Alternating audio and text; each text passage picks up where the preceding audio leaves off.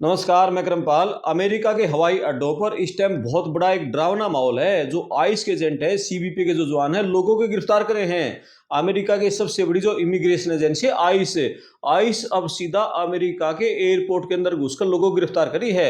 यानी अब तक तो ये सुनते थे जो अमेरिका के बॉर्डर हैं वहां इलीगल लोगों को सीबीपी के जवान पकड़ रहे हैं। जो आइस की टीमें हैं वो शहरों के अंदर घुसकर रेड करी हैं, जो इलीगल क्रिमिनल टाइप के लोग हैं उनको पकड़ रही हैं। लेकिन अब हालात बदल गए। अब तो जो अमेरिका के अंदर लोग डोमेस्टिक फ्लाइट पकड़ रहे हैं ना, यानी एक शहर से दूसरे शहर में जा रहे हैं। जैसे कैलिफोर्निया से न्यूयॉर्क की फ्लाइट पकड़ रहे हैं, टेक्सास से फ्लोरिडा फ्लाइट पकड़ रहे हैं। उन लोगों को सुरक्षा जांच के नाम पर टिकट काउंटर पर और जो फ्लाइट गेट पर वहीं रोककर उनको गिरफ्तार कर रहे हैं।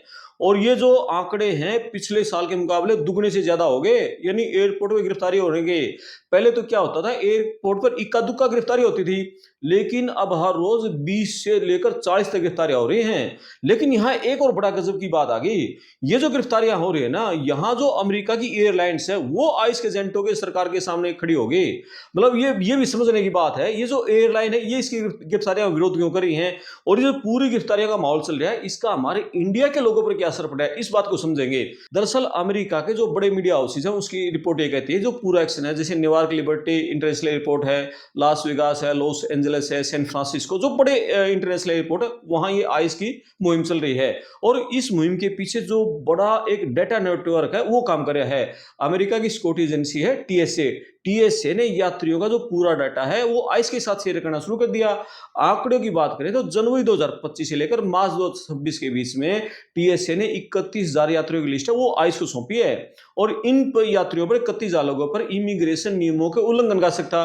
अब सवाल ये है कि जो पुलिस है इसके निशाने पर है कौन लोग हैं। सबसे ज्यादा तो वो लोग हैं जो लीगल वीजा, जैसे टूरिस्ट वीजा है, स्टूडेंट वीजा, उस पर अमेरिका में गए थे, लेकिन उनका वीजा खत्म होने के बाद भी वो वहीं रुक गए, अमेरिका से वापस नहीं आए। दूसरा वो लोग निशाने पर जो वर्क वीजा यानी H1B वीजा, स्टूडेंट वीजा, उनका रिन्यूअल प्रोसेस में है लेकिन उनका स्टेटस है वो लैप्स हो गया। और तीसरा जो अनडॉक्यूमेंटेड लोग हैं ना, जिनके पास कोई लीगल वीजा नहीं है, डंकी से घुसे हुए हैं, वो बिना दस्तावेज अमेरिका में रह रहे हैं, ये लोग निशाने पर हैं। इमिग्रेशन वकीलों का कहना है जो पहले आइस है सिर्फ उन लोगों को पकड़ती थी जिनके खिलाफ कोर्ट सीधा डिपोर्टेशन का ऑर्डर करती थी। लेकिन अब डोनाल्ड ट्रंप का प्रशासन है, सरकार है, बहुत ज्यादा सख्त हो गई है। अब एयरपोर्ट पर उन लोगों को रोका जा रहा है जो कानूनी रूप से अमेरिका में आए थे, लेकिन उनके वीजा की अवधि खत्म होगी, उनका वीजा एक्सपायर हो गया, अब उनको गिरफ्तार किया जा रहा है। पहले उनको होता था जिनके डिपोर्टेशन ऑर्डर थे।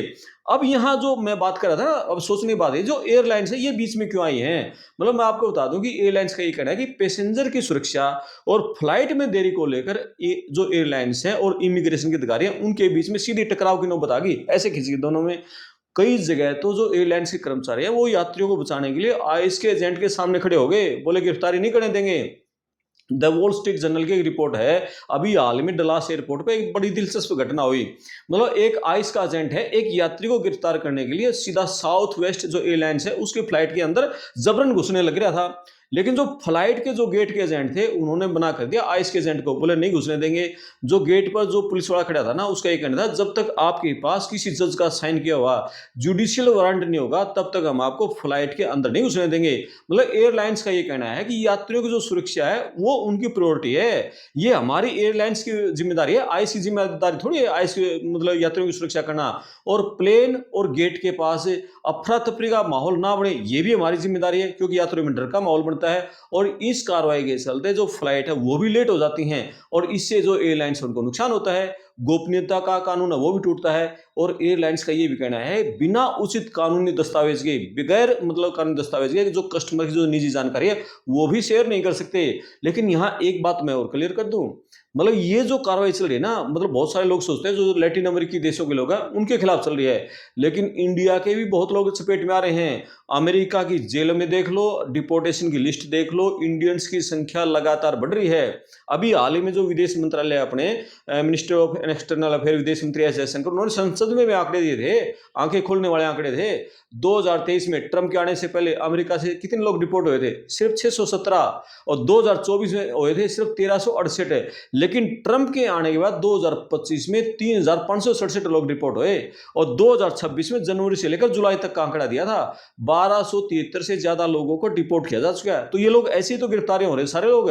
अकेले जनवरी से लेकर मार्च तक सिर्फ 3 महीनों में 414 इंडियंस को अमेरिका से डिपोर्ट किया जा चुका है।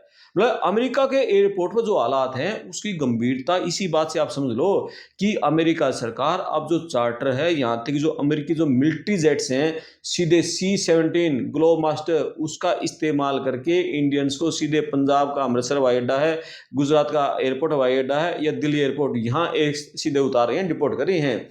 और सबसे ज्यादा लोग हमारे इंडिया के 3 स्टेटों को हैं, पंजाब, हरियाणा, गुजरात, जो डंकी जगह हुए थे, हर बार मैं वीडियो में बताता हूँ, अवैध तरीके से अमेरिका में घुसे थे। एयरपोर्ट पर जो ये जो सारा मामला चल रहा है ना, अब आईसी गिरफ्तारियां करी है, इसको लेकर विवाद भी बहुत बढ़ गया। न्यूयॉर्क एयरपोर्ट का एक वीडियो है, वो सोशल मीडिया बहुत ज्यादा वायरल हो रहा है। एक इंडियन छात्र को मतलब बाकायदा हथकड़ी लगाए हुए लगाकर जमीन पर बिठा रखा था, और वो स्टूडेंट है इंडिया का, रोने लग रहा था। मतलब बाद में पता चला कि वो स्टूडेंट मतलब इलीगल तरीके से, अवैध रूप से वहां मतलब गलत वीजा स्टेटस के साथ वहां यात्रा कर रहा था, और इंडिया की सरकार ने मतलब जो अमानवीय व्यवहार किया था ना, वो छात्र रोने लग रहा था। जो अमेरिका दूतावास है उसके सामने आपत्ति भी दर्ज कराई थी। लेकिन अभी जो पूरा मामला ये चल रहा है कि जो हमारे एशिया से जो लोग हैं उनकी गिरफ्तारी कुछ ज्यादा ही बढ़ रही है। चाइना के बाद एशिया के लोग सबसे ज्यादा गिरफ्तार हो रहे हैं, उसमें हमारे इंडियन ज्यादा हैं। मतलब ये दिखा रहा है कि जो आइस के एजेंट है उसके निशाने पर हमारी इंडियन कम्युनिटी के लोग बहुत ज्यादा हैं।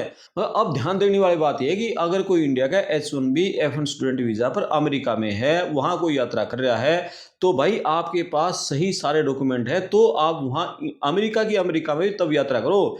यदि आपके पास डॉक्यूमेंट नहीं है तो आप दूसरा साधन कर लो, आप टैक्सी कर लो। मतलब आप एयरपोर्ट पर जो आइस के जवान है, चाहे न्यूयॉर्क एयरपोर्ट हो, लॉस एंजल्स हो, लॉस वेगास हो, कहीं हो, न्यूयॉर्क इंटरनेशनल एयरपोर्ट है, तो हर जगह आइस के जवान है, CBP के जवान है, वहां आपके सारे डॉक्यूमेंट चेक कर रहे हैं। कहीं भी छोटी सी गड़बड़ी मिल रही है तुरंत उसको गिरफ्तार कर रहे हैं, डिटेंशन सेंटर में भेज रहे हैं, उसको डिपोर्ट कर रहे हैं। ये अमेरिका के एयरपोर्ट का माहौल चल रहा है, और लगातार ये माहौल चल रहा है। मैंने बताया था ना, पहले इक्का दुक्का गिरफ्तारी होती थी एक दिन में, अब हर रोज 20 से 40 लोगों की गिरफ्तारी हो रही है। तो ये सारा कुछ माहौल है, तो बहुत संभल के रहना हमारे इंडिया के भाइयों, क्योंकि आप लोग बहुत पैसा लगा गए हुए हो। यदि लीगल वीजा पर गए हुए फिर तो कोई चिंता है नहीं, लेकिन आपका यदि स्टेटस अभी लैप्स हो चुका है तो फिर आपको संभल के रहने की जरूरत है, क्योंकि बड़े सपने होते हैं, चाहे कुछ भी हो, चाहे किसी तरह से के आप गए हो, लेकिन जो वहां गए हैं तो वहां जाने के बाद भी यदि आप बगैर कुछ किए वापस आ जाते हो तो धोखा तो लगता ही है। तो इसलिए बहुत संभल के रहना है। मतलब ये बहुत डरावना माहौल है, और आइस के CBP के जवान मतलब टिकट काउंटर पर, सिक्योरिटी चेक पर हर जगह लोगों के सारे डॉक्यूमेंट देख रहे हैं। पहले नहीं होती थी इस तरह से, पहले उन्हीं लोगों को गिरफ्तार किया जाता था जिनके पास डिपोर्टेशन के ऑर्डर थे जिनके खिलाफ, अब ऐसा नहीं है। तो ये पूरा मामला है, तो ये पूरी वीडियो थी, इस पर आपकी क्या राय है? क्या जो अमेरिका की सरकार जो कर रही है, ट्रम्प सरकार ने जो ये रुख अपनाया हुआ है, इस पर आपकी क्या राय है? क्या ये सही है, गलत है? आप कमेंट्स करके बताएं, वीडियो को शेयर करें, चैनल को सब्सक्राइब करें, साथ में जो घंटी वाला बटन है उसको दबाएं। मैं आपका दोस्त करमपाल, धन्यवाद।